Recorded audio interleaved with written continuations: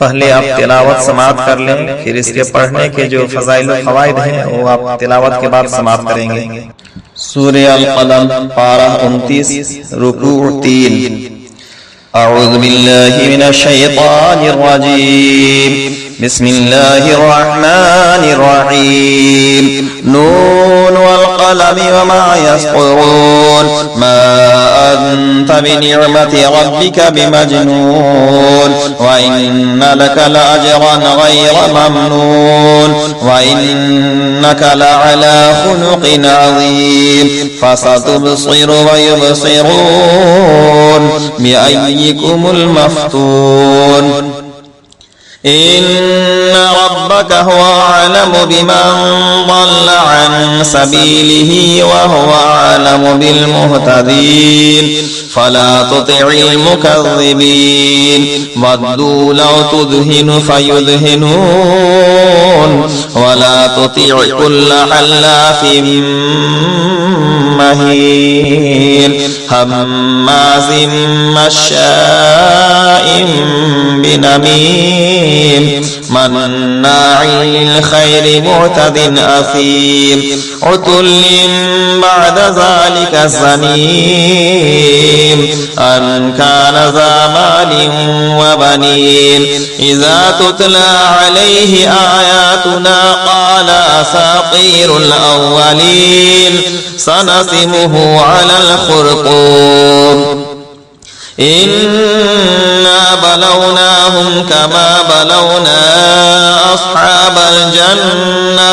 إذ أقسموا ليصرمنها مصبحين ولا يستثنون فطاف عليها طائف من ربك وهم نائمون فأصبحت كالصريم فتنادوا مصبحين أن يغدوا على حرثكم إن كنتم صارمين فانطلقوا وهم يتخافتون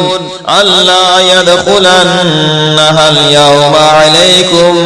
مسكين وغدوا على حرد قادرين فلما رأوها قالوا إنا لضالون بل نحن محرومون قال أوسطهم ألم أقل لكم لولا تسبحون قالوا سبحان ربنا إنا كنا ظالمين فأقبل بعضهم على بعض يتلاومون قالوا يا ويلنا إنا كنا طاغين عسى ربنا أن يبدلنا خيرا منها إنا إلى ربنا راغبون كذلك العذاب ولعذاب الآخرة أكبر لو كانوا يعلمون إن للمتقين عند ربهم جنات النعيم أفنجعل المسلمين كالمجرمين ما لكم كيف تحكمون أم لكم كتاب فيه تدرسون إن لكم فيه لما تخيرون أم لكم أيمان علينا بالغة إلى يوم القيامة إن لكم لما تحكمون سلهم أيهم بذلك زعيم أم لهم شركاء فليأتوا بشركائهم إن كانوا صادقين يوم يكشف عن ساق ويدعون إلى السجود فلا يستطيعون خاشعة أبصارهم ترهقهم ذلة وقد كانوا يدعون إلى السجود وهم سالمون فذرني ومن